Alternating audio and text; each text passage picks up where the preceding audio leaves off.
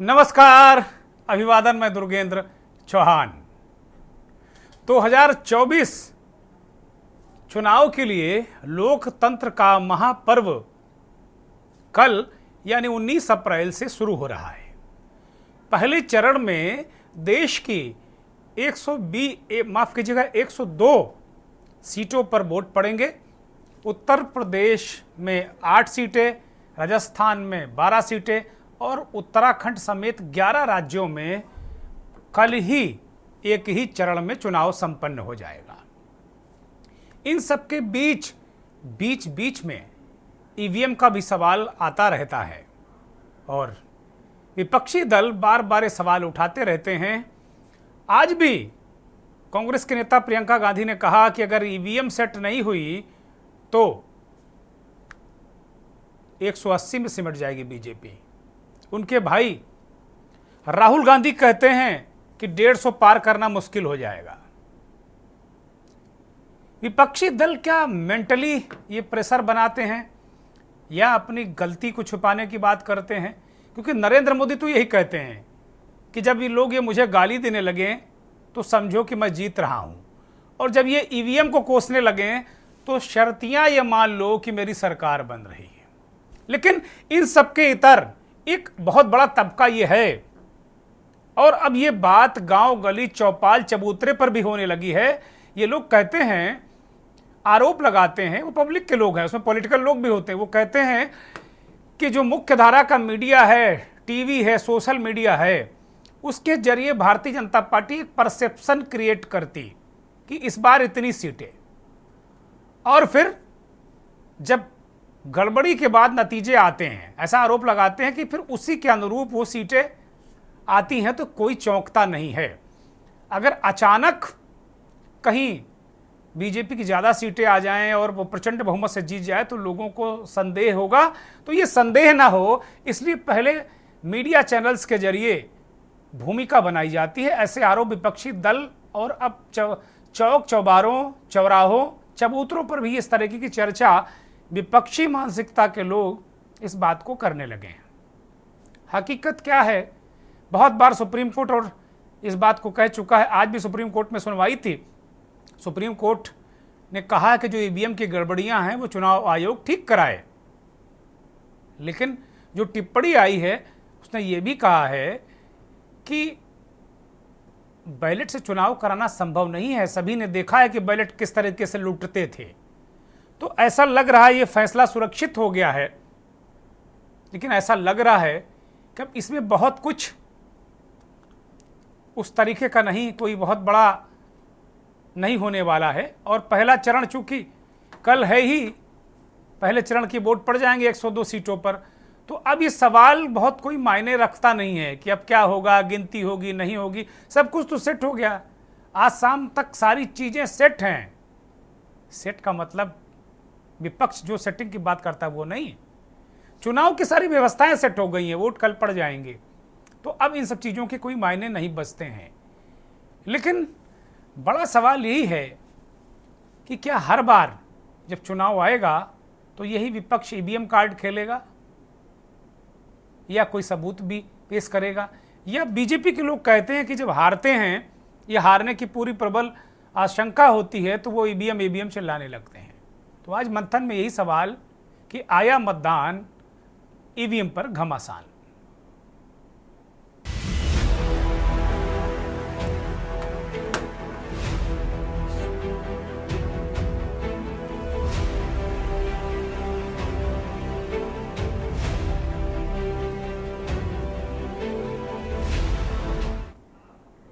भारत में चुनाव सुधारों के प्रबल हिमायती एडीआर और तमाम संगठनों की याचिका पर सुनवाई करते हुए ईवीएम और वीवीपैट मामले पर जो सुनवाई चल रही सुप्रीम कोर्ट में, उसमें जस्टिस संजीव खन्ना और जस्टिस दीपांकर दत्ता की बेंच ने मामले पर सुनवाई की। सुप्रीम कोर्ट ने पूछा कि जो प्रोग्राम मेमोरी में कोई छेड़छाड़ हो सकती है क्या? इस पर चुनाव आयोग ने कहा कि इसे बदला नहीं जा सकता है। यह एक फर्मवेयर है जो सॉफ्टवेयर और हार्डवेयर के बीच का जो मसला है उसको एक तरीके से जो वो है वो चेंज हो नहीं सकता और इसे बिल्कुल बदला नहीं जा सकता। पहले रैंडम तरीके से ईवीएम का चुनाव करने के बाद मशीनें विधानसभा के स्ट्रांग रूम में जाती हैं, राजनीतिक दलों की मौजूदगी में लॉक किया जाता है। सुप्रीम कोर्ट ने पूछा कि जब आप ईवीएम को बेचते हो तो क्या उम्मीदवारों को टेस्ट चेक के लिए अनुमति होती है। इस पर चुनाव आयोग ने बताया कि मशीनों को स्ट्रांग रूम में रखने से पहले मॉक पोल आयोजित किया जाता है। उम्मीदवारों को रैंडम मशीनें लेने और जांच करने के लिए दी जाती हैं। 7 सेकंड तक जो वीवीपैट लाइट जलती है उस पर प्रशांत भूषण जो इस मामले में पैरोकार हैं एडीआर के और विपक्ष की तरफ से अपना पक्ष वो रखते हैं, उन्होंने कहा कि अखबार में छपी खबर का हवाला दिया प्रशांत भूषण ने और कहा कि बीजेपी के पक्ष में ईवीएम में मॉक के समय एक अतिरिक्त वोट पड़ रहा था। इस पर अदालत ने चुनाव आयोग से इसे वेरीफाई करने को कहा। एडीआर के वकील प्रशांत भूषण ने कहा कि वीवीपैट मशीन से में लाइट 7 सेकंड तक जलती है, अगर वह लाइट हमेशा जलती रहे तो पूरा फंक्शन मतदाता देख सकता है। तो कुल मिलाकर सुप्रीम कोर्ट ने ईवीएम वीवीपैट के फंक्शन पर सुप्रीम कोर्ट में जो मामले की सुनवाई चल रही उसमें कुल मिलाकर अगर देखा जाए तो बहुत सारे सवाल हुए, बहुत सारी दलीलें हुई। जस्टिस संजीव खन्ना और जस्टिस दीपांकर ने सारे मामलों की बातें पूछी इस पूरे प्रकरण की और एक एक चीज़ एक एक बिंदु को उन्होंने एक तरीके से जांचने परखने की बात कही।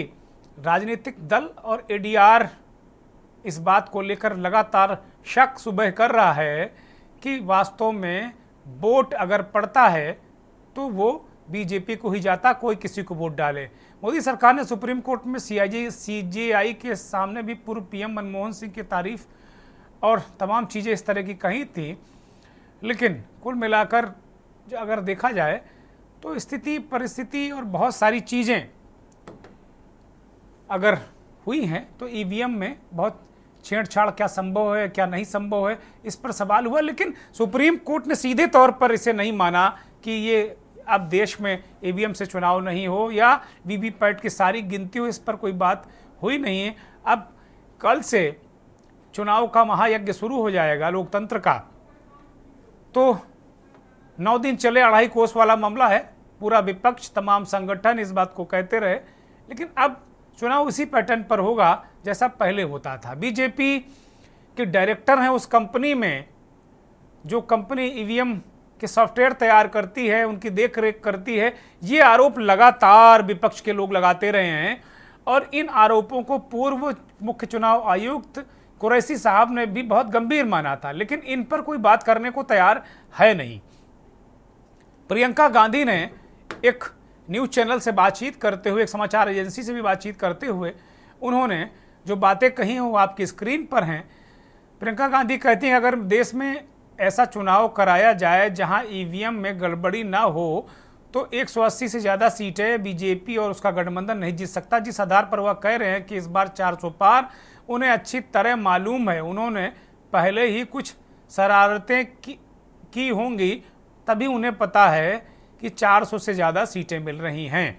ये सवाल प्रियंका गांधी ने कहा कि भाई वो तो पहले से मामला सेट होगा, इसीलिए उनको लग रहा है 400 पार सीटें, क्योंकि सीटें तो जनता तय करती है, कोई राजनीतिक दल कैसे सीटें तय कर सकता है, ये तो टेम्परी की तरफ इशारा करता है। तो इस तरह की बातें प्रियंका गांधी ने कही। कुछ बयानात जो पुराने हैं लेकिन आज के इस मौके पर बहुत मौजू हैं। राहुल गांधी का एक बयान सुनाते हैं। पिछले दिनों भी चुनाव के दौरान ही उन्होंने कहा, एक प्रेस कॉन्फ्रेंस में उन्होंने कहा कि राजा की जान ईवीएम में है।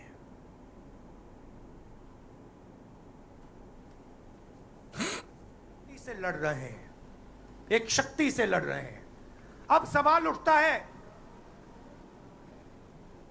वो शक्ति क्या है। जैसे किसी ने यहां कहा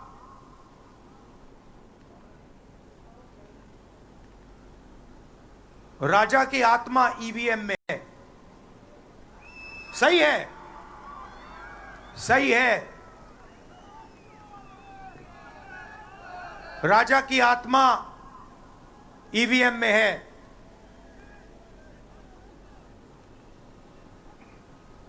हिंदुस्तान की हर संस्था में है, ईडी में है, सीबीआई में है, इनकम टैक्स डिपार्टमेंट में है। विपक्षी नेता अखिलेश यादव ने भी इस पर अपने विचार व्यक्त किए थे पिछले दिनों, वो भी जरा आपको सुनाते हैं। चुनाव देश का सबसे बड़ा चुनाव होने जा रहा है। बिहार में देखा, बंगाल में चुनाव देखा, बिहार का चुनाव अलग था। और बिहार के चुनाव को बताओ, बेईमानी हो गई कि नहीं हुई? बेईमानी, बिहार की बेईमानी ईवीएम और डीएम ने कर ली। बिहार की जो बेईमानी हुई है वो ईवीएम और डीएम ने की, डीएम और ईवीएम ने की। लेकिन बंगाल की जनता ने जवाब दिया। हमें इस बार सावधान रहना है ईवीएम डीएम से भी, और जनता को जागरूक कर करके भारतीय जनता पार्टी के लोगों को जवाब देना है। ये 2022 में अखिलेश यादव 2020 बिहार चुनाव की बात कर रहे थे, ईवीएम पर संबोधन कर रहे थे। लेकिन विपक्ष को प्रधानमंत्री नरेंद्र मोदी ने करारा जवाब दिया है। एक फॉर्मूला आज मैं देना चाहता हूं। जब मोदी को गालियां बढ़ जाए तो रुझान समझ जाइए, फिर एक बार जब ये लोग मेरे स्वर्गीय पिताजी या माताजी को गाली देने लगे तो समझ जाइए, फिर एक बार जब ईवीएम पर सवाल उठने लगे तो रुझान समझ जाइए, फिर एक बार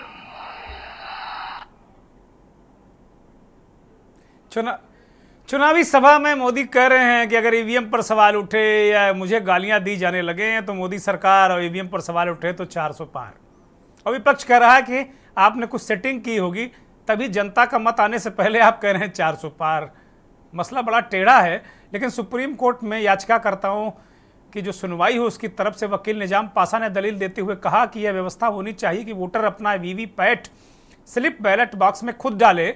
वही जस्टिस खन्ना ने सुनवाई कर रहे जो जस्टिस साहब थे, उन्होंने कहा कि इससे तो वोटर के निजता का अधिकार प्रभावित होगा। इस पर वकील निजाम पासा ने दलील दी कि वोटर की निजता अधिक जरूरी है या उसका मत देने का अधिकार सुरक्षित रहना जरूरी है। इस पर संजय हेगड़े की तरफ से कहा गया कि सभी पर्चियों के मिलान की सूरत में ईसी की तरफ से 12-13 दिन लगने की जो बात की जा रही है वो दलील गलत है। जस्टिस संजय हेगड़े ने इस बात को कहा कि ईसी गलत कह रहा है कि 12-13 दिन लगेंगे।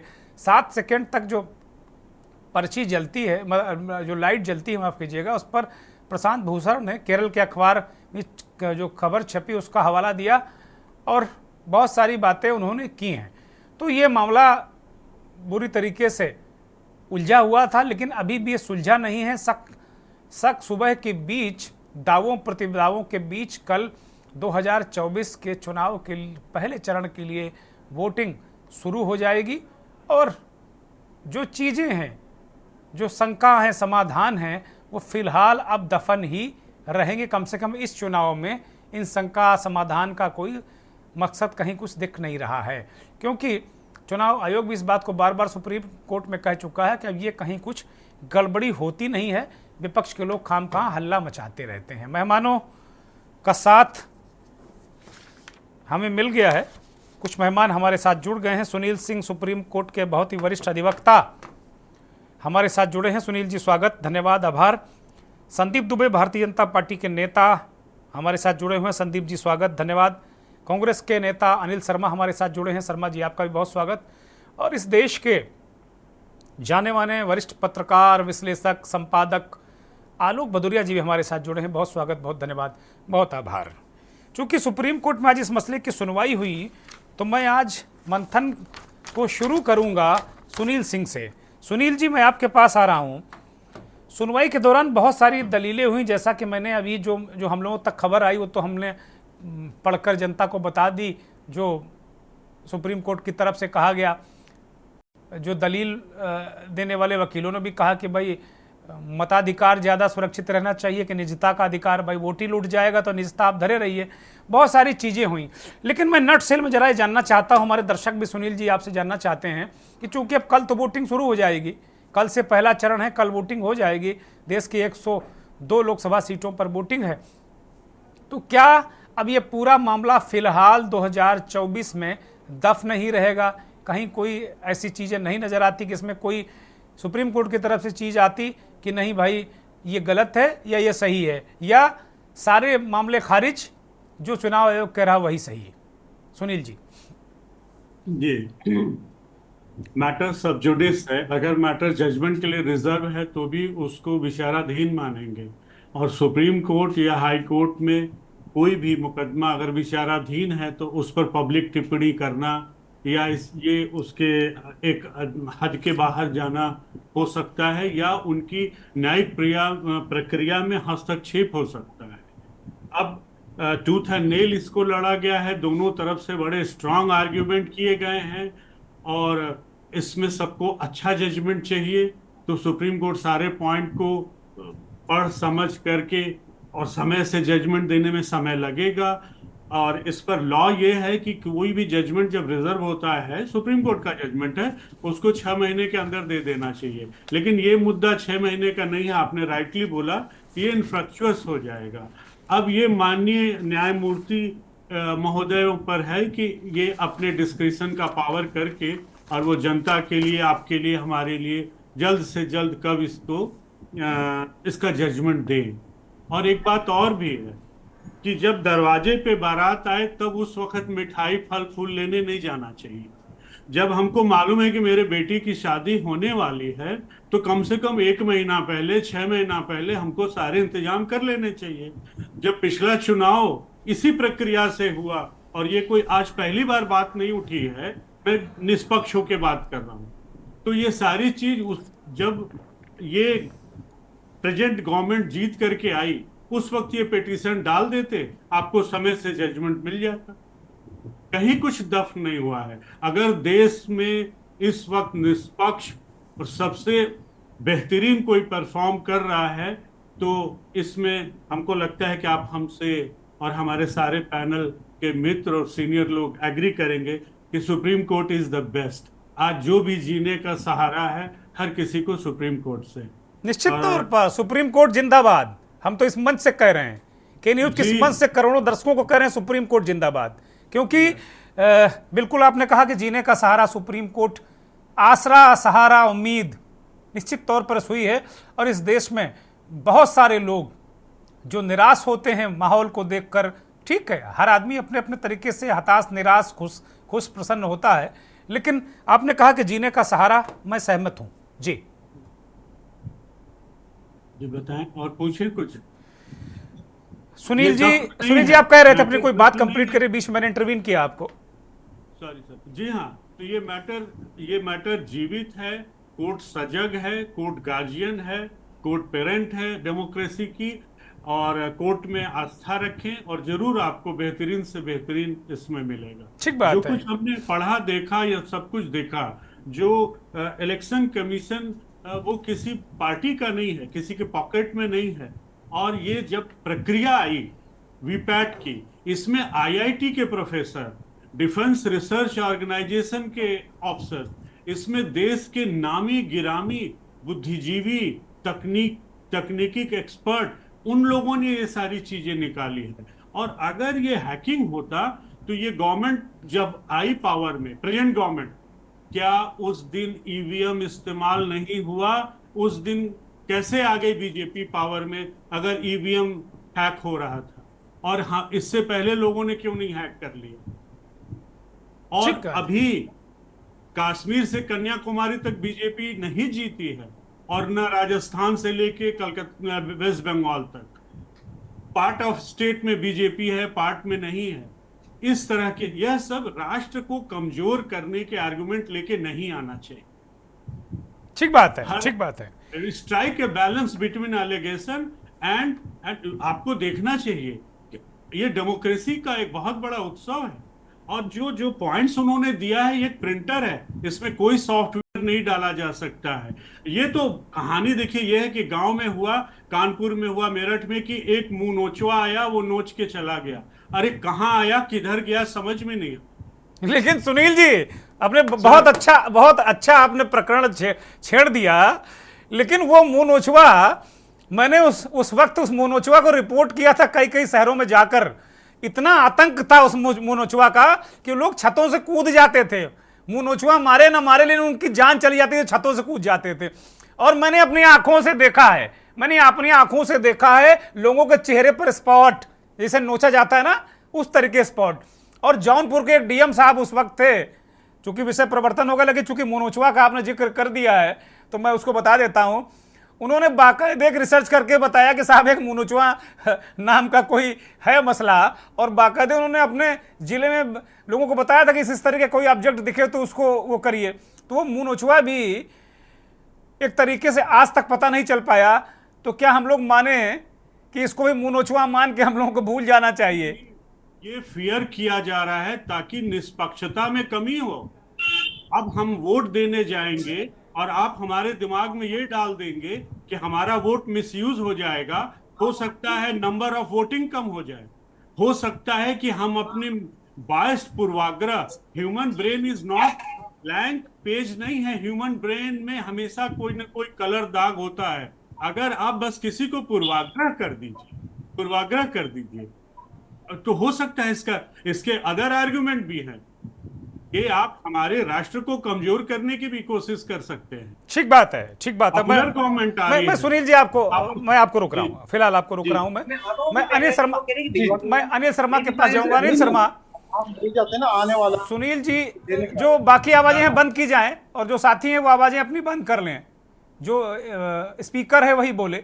शर्मा जी, अनिल शर्मा जी, बड़ी महत्वपूर्ण बातें अभी सुनील सिंह जी ने कही, बहुत ही वरिष्ठ अधिवक्ता है सुप्रीम कोर्ट के। पहले तो उन्होंने कहा कि भाई सब जुडिस है, चीज़ें दफन नहीं होंगी, 6 महीने में इसको देने का प्रावधान है, लेकिन वो दफन नहीं होंगी। लेकिन मेरा सवाल ये है कि भाई 102 सीटों पर तो चुनाव हो जाएगा, और जो कुछ अगर आशंका है तो आशंका तो बरकरार रहेगी। आशंका के बीच में ही चुनाव होगा। और सुनील सिंह ने बाद में बहुत सारी बातें कही जो आपके काम की हो सकती हैं, संदीप दुबे के काम की हो सकती है। संदीप दुबे लगातार मुस्कुरा रहे थे, सुनील जी जब संबोधन कर रहे थे, बोल रहे थे, तो उनको लग रहा था कि सुनील जी हमारे फेवर की बात कर रहे हैं। सुनील जी एक राष्ट्र की बात करते हैं, वो किसी के फेवर और किसी के विरोध में बात नहीं करते। तो कोई खुश ना हो, कहो अभी वो तमाम व्यवस्थाओं पर उंगली उठाने लगेंगे तो फिर हो सकता है कि बहुत सारे लोगों को ना अच्छा लगे। लेकिन कहा उन्होंने बहुत सारी चीज़ें, तो बहुत सारे सवाल उठाए, उनका जरा जवाब दीजिए अनिल शर्मा। और इस बीच 2 मेहमान हमारे साथ जुड़ गए हैं। संजय सिंह एडीआर के कोऑर्डिनेटर हैं, वो जुड़ गए हैं। संजय जी स्वागत, बहुत धन्यवाद। और एक दूसरे कोऑर्डिनेटर मनोज ध्यानी जी हम भी हमारे साथ जुड़े हुए हैं। और इस पूरे मामले का जो मुद्दई है वो एडीआर ही है, एक तरीके से याचिकाकर्ता एडीआर ही है। अनिल शर्मा जी तुर्गित जी, सबसे पहले तो हमारे जितने पैनलिस्ट हैं, वरिष्ठ लोग हैं, सभी को मेरा प्रणाम। देखिए, सबसे बड़ी बात है, सुप्रीम कोर्ट पर प्रश्न चिन्ह हम नहीं लगा सकते। नहीं, कोई नहीं लगा सकता, न्यायालय कोई नहीं लगा सकता जी। सर्वोच्च न्यायालय में अगर कुछ फैसला सुरक्षित है तो कहीं ना कहीं जनहित में होगा। अभी जैसा सुनील जी बता रहे थे, बहुत सारी बातों पर प्रकाश डाला। वरिष्ठ अधिवक्ता है सुप्रीम कोर्ट के, बड़े सम्माननीय हैं। लेकिन जिस प्रकार की इलेक्शन कमीशन ने एक बात कही कि बीपीएफ की पर्चियों का मिलान अगर कराया जाए तो बड़ा रिस्क होगा। पहले बैलेट पेपर से चुनाव हुआ करते थे, बैलेट पेपर से जब चुनाव होते थे गिनती हुआ करती थी उनकी, और उसके लिए हर पार्टी के प्रत्याशी की टीम लगा करती थी, गवर्नमेंट एम्प्लॉयज के अलावा। तो बीपीएफ की पर्ची यदि उस बॉक्स में डलती है और इकट्ठी हो, उनकी काउंटिंग अगर मैचिंग हो, तो ऐसा नहीं कि उससे कोई खतरा पैदा हो जाएगा। और अगर इलेक्शन कमीशन को लगता है कि बीपीएफ की पर्ची कुछ अलग निकलेगी और वोटिंग की जो बटन दबना है वो कुछ और बटन दबेगा और रिजल्ट कुछ और आना है, तो इलेक्शन कमीशन को समझना चाहिए कि कम से कम पारदर्शिता रहने के लिए कुछ मजबूती से कदम उठाए। रही बात ईवीएम पर, तो ईवीएम पर मामला सुप्रीम कोर्ट में है, कुछ भी कहना गलत है। जो भी फैसला होगा सभी को मंजूर होना चाहिए। अरे आपके नेता प्रियंका गांधी कह रहे हैं कि अगर सेट नहीं किया होगा तो 180 और ये 400 पार संदीप दुबे कर रहे हैं, तो ये इसका मामला सेट है। भाई जनता ने अभी कोई रेफरेंडम आपको दिया नहीं, जनता ने कोई फैसला दिया नहीं और 400 पार खुद ही करने लगे। आपके ही लोग कहते हैं कि पहले माहौल बनाते हैं 400 पार और फिर ईवीएम सेट कर देते हैं। ठीक है, सुप्रीम कोर्ट पर टिप्पणी बिल्कुल नहीं करनी चाहिए, किसी को नहीं करना चाहिए जी। भाई 400 पार का जो नारा है वो क्या है नारा? कहां से लाएंगे आप 400 पार? चलिए, क्या एजेंडा है? अब मैं पूछूंगा कहां से लाए 400 पार। मैं रोक रहा हूं अनिल शर्मा, आपको रोक रहा हूं। मैं पूछूंगा कि 400 पार कहां से लाएंगे, लेकिन एक फिलहाल एक ब्रेक ले रहा हूं। ब्रेक के उस पार भी मंथन जारी रहेगा। आप देख रहे हैं के न्यूज, खबरों का सारथी।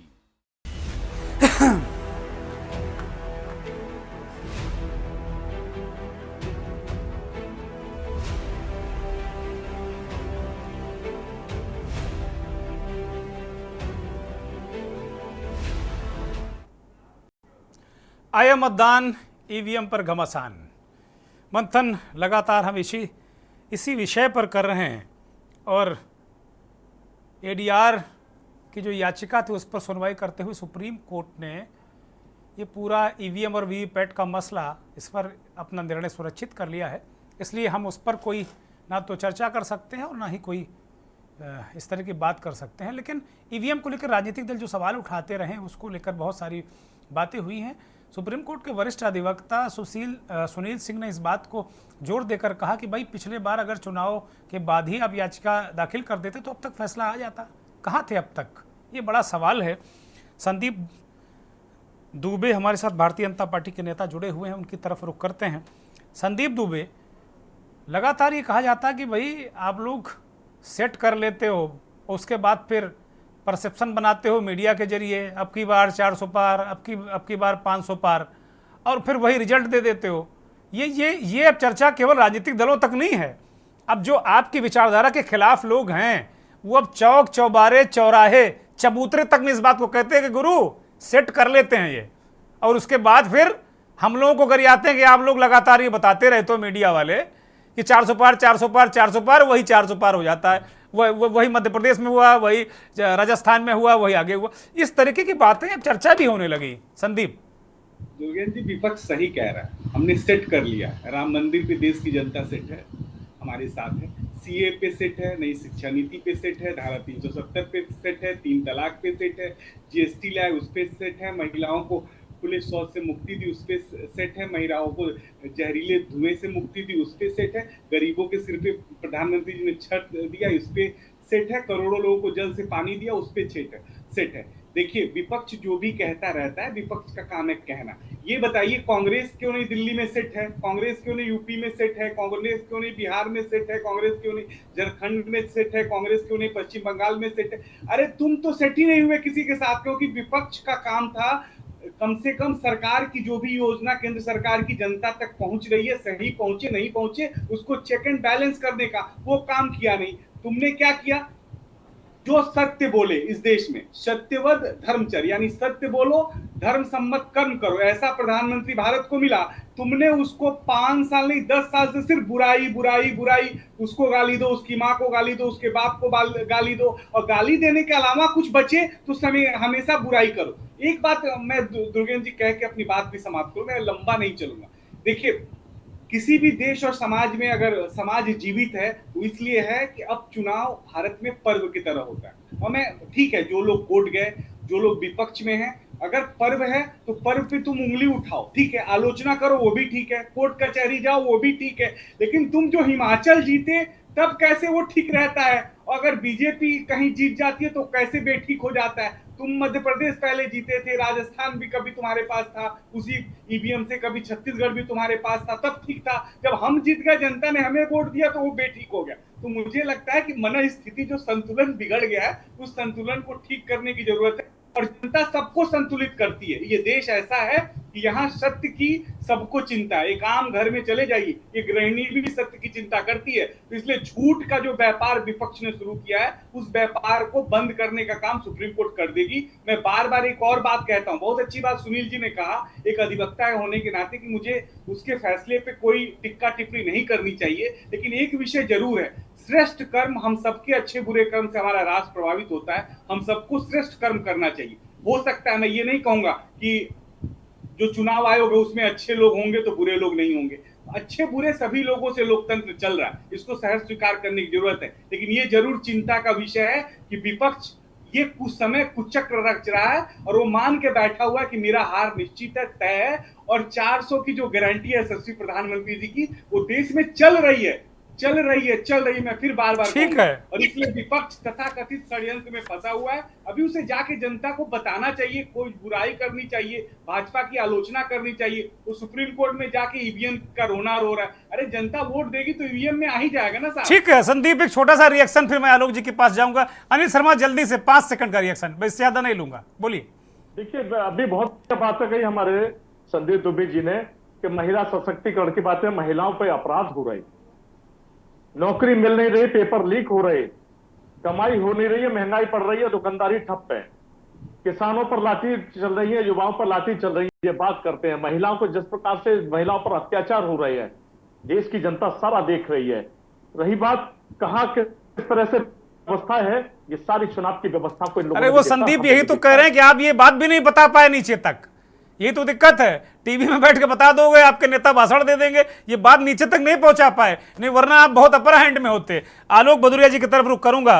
आलोक जी, चुनाव आधे कुर्ते में लौट रहे हैं। ठीक है शर्मा जी, मैं आऊंगा, मैं शर्मा जी आऊंगा, मैं आलोक जी को चर्चा में शामिल कर लेता हूं। संजय सिंह इंतजार कर रहे हैं काफी देर से।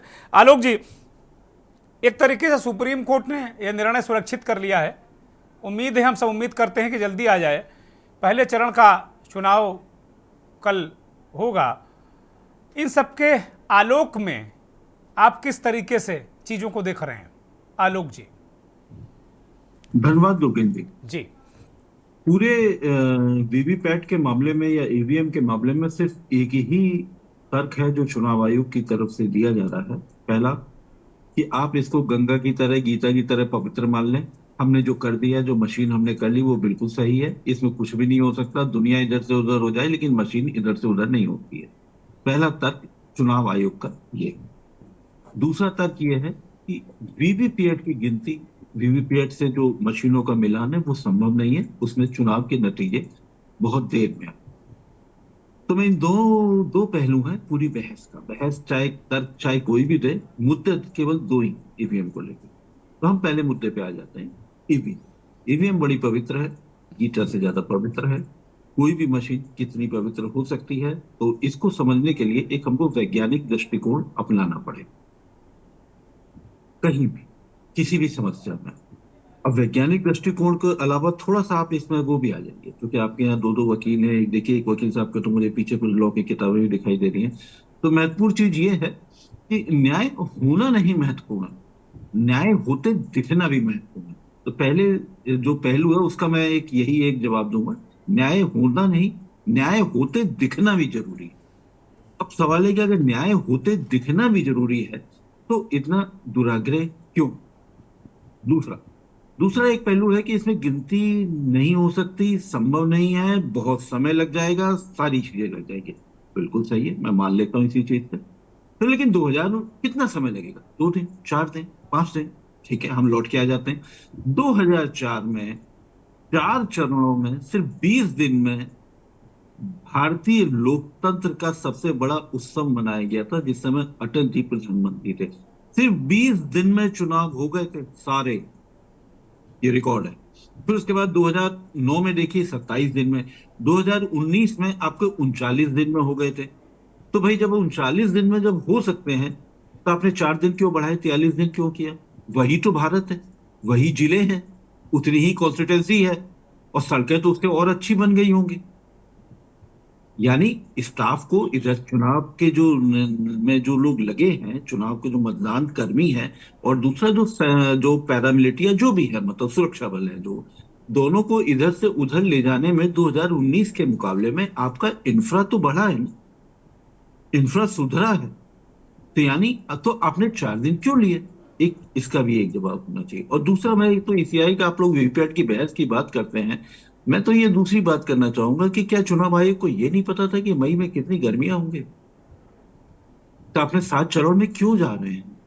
क्यों नहीं 5 चरण में हो सकता? जब इस देश में रिवाज है 4 चरण में चुनाव होने का, 4 में नहीं कर लेते, 5 में कर लेते, 6 में कर लेते, 7-7 दिन, 10-10 दिन का आप क्यों कर रहे हैं? चलो कोई मत नहीं, कोई कानून की जहाँ व्यवस्था है, कहीं आतंकवाद की समस्या है, कहीं नक्सल की, कहीं माओवाद की समस्या है, वहां मैं मान सकता हूँ कि वहां आपको समय ज्यादा लगेगा, लेकिन कितना लगेगा? कितना लगेगा भाई, सवाल ये भी तो है। नहीं आलोक जी, आज आज सुप्रीम कोर्ट के जस्टिस ने इस बात को पूछा है कि हाँ। 12-13 दिन जो आयोग ने कहा कि 12-13 दिन पर्चियों को वीवीपैट के गिनने में दिन लग जाएंगे, तो उन्होंने कहा यह दलील आपकी गलत है। सुप्रीम कोर्ट ने कहा आयोग को, चुनाव आयोग को, कि ये दलील गलत है, 12-13 दिन बिल्कुल नहीं लगेंगे। देखिए, सरकार के तो इस तरीके के आजकल संवैधानिक संस्थाओं का इस तरीके से रुझान आने लगा है। आप याद करिए, जब नोटबंदी हुई थी तो रिजर्व बैंक को नोटों की गिनती में बड़ा समय लगे था। और अगर दुर्गेन जी, अगर आपने जाकर अगर 2000 का नोट या 1000 का नोट, जो 1000 उस समय चलते थे, 1000 का नोट अगर जमा किया हो ना, तो आपके बैंक का अकाउंट में लेकर वो जैसे ही बटन दबाते थे ना बैंक कर्मी, उसी समय रिकॉर्ड हो जाता था। लेकिन रिजर्व बैंक को नहीं मिला था, रिजर्व बैंक को गिनती करनी लगी थी, बहुत समय लगा था। तो संवैधानिक संस्थाओं का ये हाल है, ये तो आप जानते ही हैं। लेकिन मेरा इनसे इनसे भी नहीं मतलब है। मेरा मानना है कि एक, आपने समय क्यों बढ़ाया? दूसरा, ज्यादा से ज्यादा वोटर का टर्नआउट होना चाहिए, तो इतनी गर्मी में आप क्यों गए? 4-4 दिन, 5-5 दिन के अंतर पे आपने चुनाव क्यों नहीं किया? मैं मूल प्रश्न उठा रहा हूं। और तीसरी बात, आपको देखिए, जो हम लोग बात करते हैं ना कि जैसे एडीआर वाले भी हम लोगों के साथी बताएंगे, 2019 में भी याचिका दाखिल करी थी विपक्षी दलों ने, और इसके बाद पिछले साल भी एडीआर ने याचिका दाखिल की थी ये मिलान वाली पर्चियों को लेते हुए। आप फैसला क्यों नहीं लेते? इतना समय क्यों लगाते हैं? सवाल ये भी एक बड़ा महत्वपूर्ण है, इस पर भी होना चाहिए। और मुझे तो ऐसा लगता है कि ये देश का सवाल है। अगर देश के लोकतंत्र के पे चुनाव में लोगों का भरोसा होना चाहिए, अगर लोगों का भरोसा कायम करना ये सरकार की जिम्मेदारी है, ये ईसीआई की जिम्मेदारी है, तो और इसके साथ ही साथ संविधान के सबसे बड़े रखवाले सुप्रीम कोर्ट की भी जिम्मेदारी है। क्या बेहतर ना होता डे टू डे सुनवाई हो जाती? क्या हो नहीं सकती थी? क्या इससे पहले कभी हुई नहीं थी? तो ये तो हमको देखना चाहिए कि जो देश के सामने सबसे ज्वलंत मुद्दा है, उस पे सारे ठीक है। पहलुओं को, ईसीआई को, सरकार को, सुप्रीम कोर्ट को कमर कस के खड़ा हो जाना चाहिए था, और डे टू डे सुनवाई करके इसका जल्दी करना चाहिए। खामखा संशय की स्थिति लंबे समय तक नहीं चली जानी चाहिए। ये किसी भी लोकतंत्र के लिए और किसी भी लोकतंत्र की परिपक्वता के लिए बेहतर बात नहीं है। ठीक बात है, ठीक बात है आलोक जी। मैं, सुनील सिंह जी कुछ कहना चाह रहे हैं, लेकिन मैं अभी पहले संजय सिंह को चर्चा में शामिल करूंगा, फिर शायद सुनील जी कुछ बेहतर और चीज़ें ऐड करके बता पाएंगे। संजय सिंह जी, एडीआर की इस याचिका पर फैसला सुरक्षित है? उस पर तो सुनील सिंह जी पहले कर चुके हैं, और हम सब भी जानते हैं कि उस पर फैसले पर ना हमें बोलना है, ना कोई हम कह सकते हैं जब तक सारी चीज़ें आ सकती है। और सुप्रीम कोर्ट जिंदाबाद है, क्योंकि सभी का विश्वास है सुप्रीम कोर्ट पर, और एकमात्र रास्ता भी है। जब सब लोग निराश हो जाते हैं तो वहीं जाते हैं। लेकिन एक मूलभूत प्रश्न उठाया सुनील सिंह जी ने, सुप्रीम कोर्ट के बहुत बड़े अधिवक्ता हैं, वो कह रहे हैं कि भाई अगर जैसे ही चुनाव खत्म हुआ था तो 19 भी आ जाते तो अब तक फैसला आ जाता। फैसला देने की बाध्यता 6 माह के अंदर है। ऐसा सुप्रीम कोर्ट नहीं करेगा, 6 महीना नहीं लगाएगा, हम सबकी उम्मीद यही है। लेकिन अगर वो अपने सिस्टम पर चलेगा तो 6 महीने बाद ही फैसला आएगा। और कुल मिलाकर ये तो यही हुआ ना कि भाई अब बहुत देर कर दी हुजूर, आते आते आपने अपील ही, प्रार्थना ही, पेयर ही बहुत देर में की, तो अब जाहिर सी बात है पहला चरण तो निकला ही जा रहा है। संजय सिंह। धन्यवाद चौहान साहब। मैं पहले तो आपके पैनलिस्ट और आपके दर्शकों को बहुत बहुत धन्यवाद देना चाहूंगा। आलोक जी जैसे प्रबुद्ध लोग जिस पैनल में हों तो बहुत ही मजा आता है डिस्कशन में, और आपके तीखे सवाल। देखिएगा, एडीआर एक बहुत छोटी संस्था है और बहुत ही एक कमिटेड लोगों का एक समूह है, और देश के प्रोफेसर्स जो उसको कहा जाए, जो अलग अलग विधाओं से निकले हुए लोगों का एक समूह है। कोई एक बहुत बड़ी संस्था नहीं है। और हम पिछले 2002 से भारत में बिना किसी राजनीतिक दल के लगाव दुराव के एक भारत में लोकतांत्रिक व्यवस्था में खासतौर से इलेक्टोरल रिफॉर्म के लिए काम कर रहे हैं, और एक डेडिकेटेड लोगों का एक समूह है। अभी क्योंकि इतने बड़े देश में कितनी बड़ी छोटी संस्था की कोई अपनी, हम ये कह सकते हैं एडीआर से जुड़े होने के नाते कि हमारी कोई औकात नहीं, जहां इतने इतने बड़े दल, इतने इतने बड़े ताकतवर लोग हों, उनके सामने हम लोग कहाँ टिकते हैं, कहाँ लगते हैं। और उसके बीच में भी अंधेरे में दिया जलाने का काम करते रहते हैं, और वो एक जलाने का काम कर रहे हैं। आपको याद होगा कि इलेक्ट्रिक बॉन्ड में भी हम थे, और पिछले लंबे समय से उस लड़ाई को लड़ रहे हैं। उसके बाद में दर्श हमेशा इशूज बाय इशूज, अगर आप भारतीय लोकतंत्र में चुनाव सुधार के परिप्रेक्ष्य में अगर देखें, जब भी इस देश में चुनाव सुधार का इतिहास लिखा जाएगा तो एडीआर को कोई नकार नहीं पाएगा। और जितनी शुचिता और ईमानदारी और नैतिकता के साथ संगठन, कुछ लोगों का संगठन कि जो अपने तरह से काम करके और भारतीय लोकतांत्रिक मूल्यों में चुनाव सुधार जैसी प्रक्रिया को मजबूत करने के लिए हम लोग लगे हुए, और हर जगह पे जहां भी मौका मिलता वहां पे प्रोफेसर छोकर, जो खुद में यूं तो वो एक आईआईएम के इतने दिग्गज प्रोफेसर्स के बाद एक लॉ के विद्यार्थी होने के नाते वो खुद के स्तर पर, तो पूरा एक संगठन प्रोफेसर त्रिलोचन शास्त्री से लेके सारे लोग अपने स्तर पर ये कोशिश कर रहे हैं कि जहां भी मौका मिलता है वहां पे हम अपनी बात, हम पार्टी नहीं हो सकते, हम हर जगह खड़े नहीं हो सकते। कल माननीय सर्वोच्च न्यायालय ने कहा कि भाई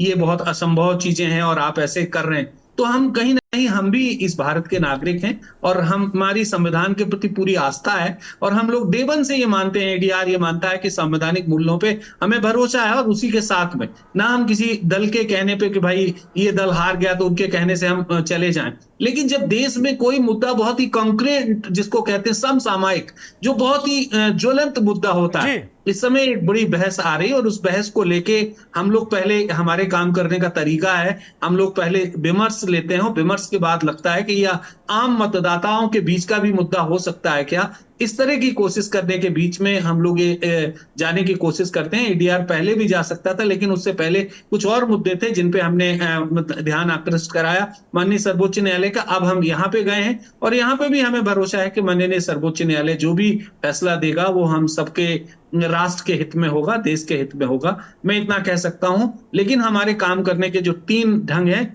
एक तो हम जिसको हम कहें कि जुडिशरी के साथ काम कर रहे हैं, दूसरे हम आम मतदाता के बीच में कर रहे हैं, तीसरा रिसर्च और एनालिसिस का जो काम है, लगातार काम करने की जो हमारी कोशिश है, वो हम लोग करने की कोशिश हर चरण के बाद आप सब देखते होंगे। तो ये एक छोटा सा प्रयास है, उस प्रयास में उम्मीद है कि शायद कुछ चीजें बदलेंगी, किसी को अच्छा लगेगा, किसी को बुरा लगेगा, लेकिन हम सब अपना काम करते रहेंगे। संजय सिंह, एक छोटा सा और सवाल, फिर उसके बाद मैं सुनील सिंह के पास जाऊंगा। क्या आपको लग रहा है कुछ एक्सपेक्टेड है, कब तक ये होगा? क्योंकि मेरी चिंता है पहला चरण निकला जा रहा है, उसके बाद दूसरा चरण भी निकल जाएगा, फिर तीसरा चरण भी निकल जाएगा। चौहान साहब, आप जानते हैं कि ये एक ऐसा प्रश्न है कि इसका आंसर शायद मैं क्या दे सकता हूं कि अब सर्वोच्च न्यायालय के नीचे तो हम सब हैं, और हम सब की आस्था है। ये मालूम है कि कोर्ट जल्दी मैं सर्वोच्च न्यायालय की तरफ नहीं ले जा रहा हूं आपको, मैं कहना चाह रहा हूं कि भाई जो सुनील सिंह ने कहा कि आपने बहुत देर कर दी हुजूर आते आते, आपको अगर शक था तो उसी समय लग जाते। नहीं, उससे पहले हम माननीय सुप्रीम कोर्ट के अधिवक्ता सुनील सिंह जी को मैं ये कहना चाहूंगा कि शायद वो अगर पढ़ेंगे तो देखेंगे कि 5 साल में हम किन किन मुद्दों को लेके पहले चल रहे थे। एक साथ बहुत सारे मुद्दे उठाने की हमारी ना परंपरा है, ना हम इस तरह का कोई काम करते हैं। अच्छा, ये एडीआर इसको कितने दिनों पहले लेकर आया था, जरा ये हमारे दर्शकों को बताइए आधिकारिक रूप से। देखिए, एडीआर के 2 रिट पिटीशन जो है, जिसमें हम बात कर रहे हैं कि पीपल रिप्रेजेंटेटिव एक्ट्स की जो बात कर रहे हैं, उसके आधार पर हम बात कर रहे हैं। तो उसमें हम गए थे, और उसमें जाने के बाद में पिछले दिनों में हम लोगों ने 2 मुद्दे समांतर करे थे, जिसमें कोर्ट में तारीखें डेट बाय डेट लगनी शुरू हुई। एक तो ये चुनावी बॉन्ड का जो मुद्दा है वो, और दूसरा इसको, तो लगभग ये करीब जो बहस है अगर आप देखें तो 2 से 2.5 साल हो गए। अभी ऐसा नहीं है कि अचानक से कोई हमने 15 दिन में इसको मुद्दे को कर दिया। ठीक बात है। सुनील सिंह जी, अगर 2 से 2.5 साल ऐसा कह रहे हैं संजय सिंह, तो क्या एक महत्वपूर्ण विषय के लिए आप एक वकील हैं, बिल्कुल सुप्रीम कोर्ट की तरफ ना मैं जा रहा हूं, ना आप जाएंगे, ना कोई मतलब है उसका, जब तक कोई निर्णय उनका नहीं आ जाता, लेकिन क्या पर्याप्त समय नहीं है? ये कम है अभी समय, और थोड़ा पहले इनको आना चाहिए था। जी देखिए, हमारे सुप्रीम कोर्ट की क्षमताएं लिमिटेड नहीं है, पावर अनलिमिटेड है। सूर्य के नीचे जो कुछ भी है वो हमारे माननीय न्यायाधीश महोदयों के कलम के नीचे है। Everything is under their jurisdiction. लेकिन जहां तक सिस्टम, फैसिलिटी, कोर्ट स्टाफ और ये जो 2.5 साल बोल रहे हैं, इसमें आप कोविड और कोविड के बाद का जो आफ्टर मार्क था, फिर हम लोग ऑनलाइन हुए, उसके बाद डुअल सिस्टम में गए, क्या नहीं किया सुप्रीम कोर्ट ने जो आम जनता के लिए। और हम इनकी भूरी भूरी प्रशंसा करते हैं। और ये राष्ट्र के सम्मान है, ये राष्ट्र के वीर हैं, और इसमें कहीं कोई दो राय नहीं है।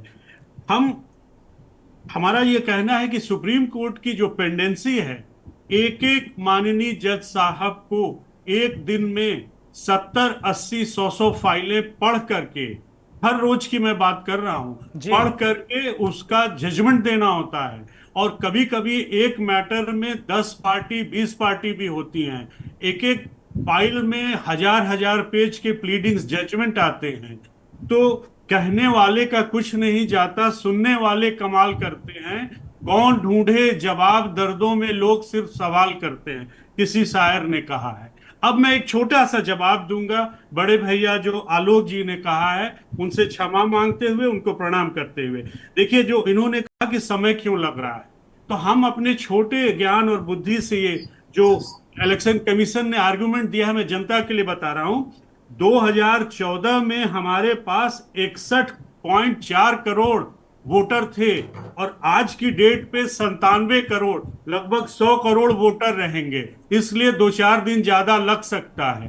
नियत पे शक न करिए। और रहा गर्मी की बात, तो जिस गर्मी की बात हम कर रहे हैं, अगर हम इस राष्ट्र को, ये माँ बहन, माता पिता, कुल खानदान, सबसे ऊपर राष्ट्र है, इसकी रक्षा करने के लिए मेरा बीएसएफ का जवान खून फेंक देता है बॉर्डर पर, और वो रेतीले रेगिस्तान में, ड्यून में दब जाता है, वो पीछे नहीं हटता है, वो चुनाव का मतदान भी देने नहीं जाता है। आप शांति से मतदान दें, इसके लिए वो शहीद हो जाता है। बर्फ में खड़ा होता है, उसकी चमड़ी जल जाती है, बंदूक के खटके पे उसके उंगली चिपक जाती है, उसको चिल बाम बोलते हैं। और जब शादी ब्याह का मौसम होता है, जब गेहूं कट जाएगा, धान लगना बाकी रहेगा, गर्मी में एक गरीब किसान, हमारे जैसा गरीब आदमी, कोर्ट कचहरी की छुट्टी में जाके वोट देगा। ये देखिए, पुराने जमाने से शादी विवाह लगन आप देखेंगे प्रीडोमिनेटली। बड़ा अच्छा आपने विषय छेड़ दिया। ये विषय मैं अभी पढ़ रहा था, इस डिबेट में आने से पहले ये विषय पढ़ रहा था। अभी एक पश्चिमी उत्तर प्रदेश के हमारे एक पत्रकार साथी, वो बात हो रही थी, वो कह रहे थे अभी खेत ही कट रहे हैं, टर्नआउट कम होगा, वोट कम पड़ेगा, खेत कट रहे हैं, किसान खेत में ही है, बूथ पर कैसे जाएगा। बड़ा अच्छा प्रश्न आपने छेड़ दिया। नहीं सर, जाएगा, सारी चीजें होंगी। आज वोटर, मेरे जेब में पैसा नहीं है, लेकिन मेरे पास 4 वोटर कार्ड है, बीवी बच्चों को मिला के, इस बात का हमको बहुत सम्मान फील होता है। और कोई पैसा कमा पाए ना, लेकिन बटन दबाने में उसको बहुत सुख होता है, वह राष्ट्र का निर्माण करता है। ये राष्ट्र का निर्माण तो हम लोग कर ही रहे हैं, जब से राष्ट्र बना है तब से निर्माण हो रहा है उसका।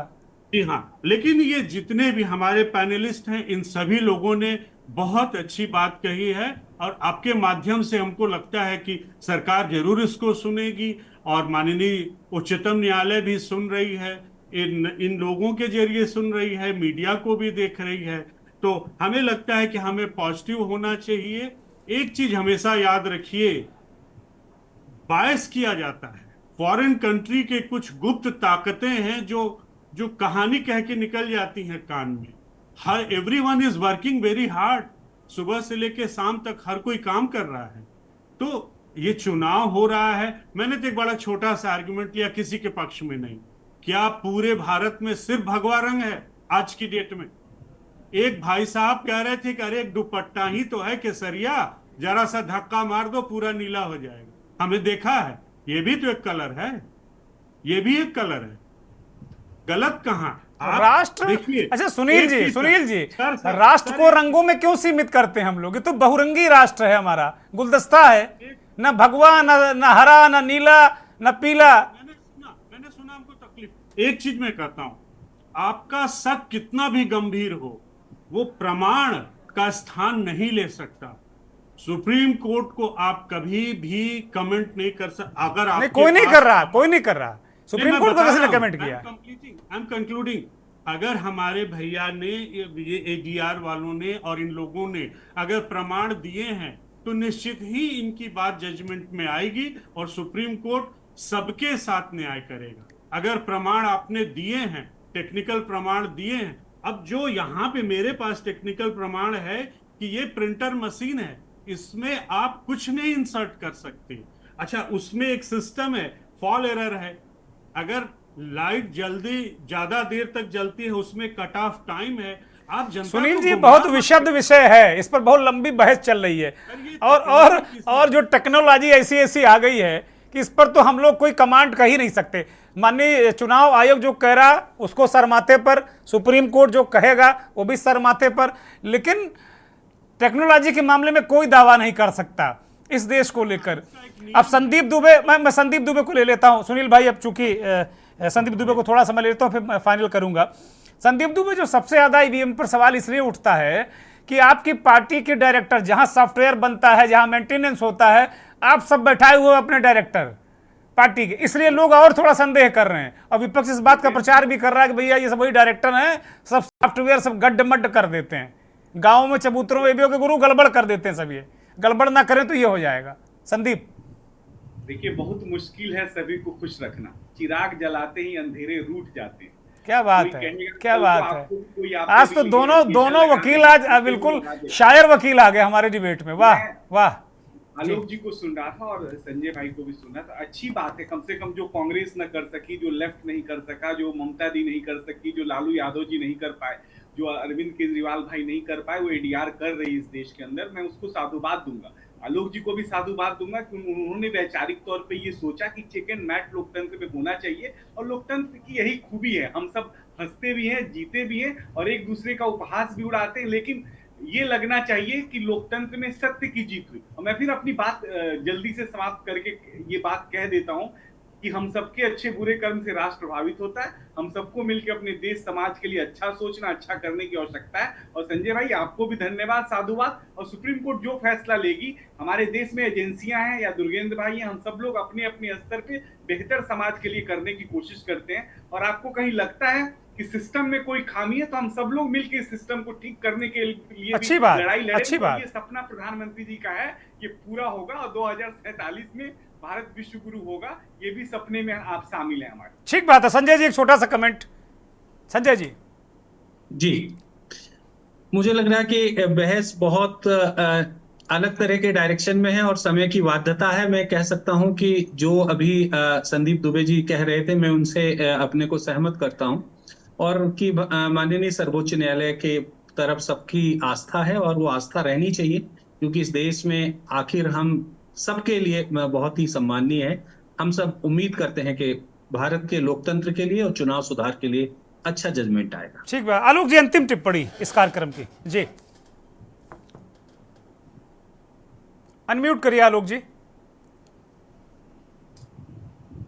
क्या जजमेंट आएगा इसके बारे में कोई कयास नहीं लगाया जा सकता, लगाना भी नहीं चाहिए।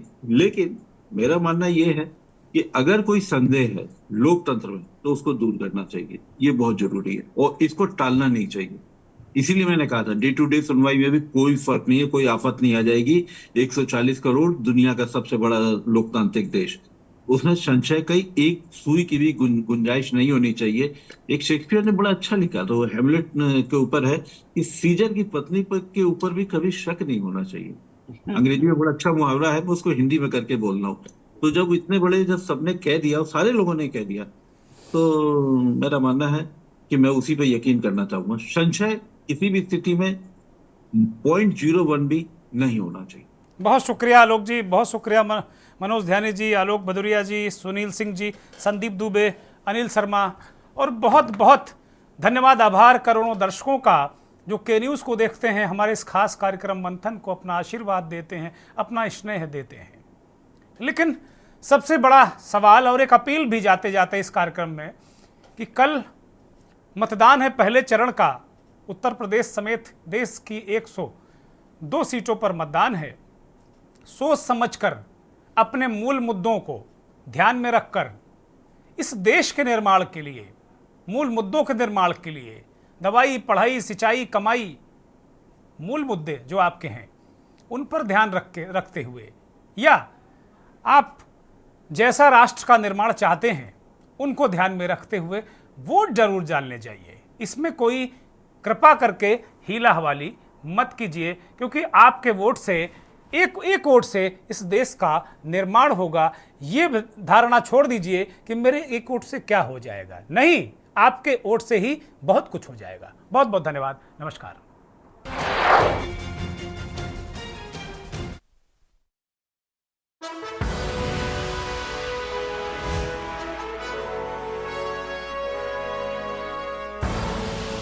आप देख रहे हैं के न्यूज, खबरों का सारथी।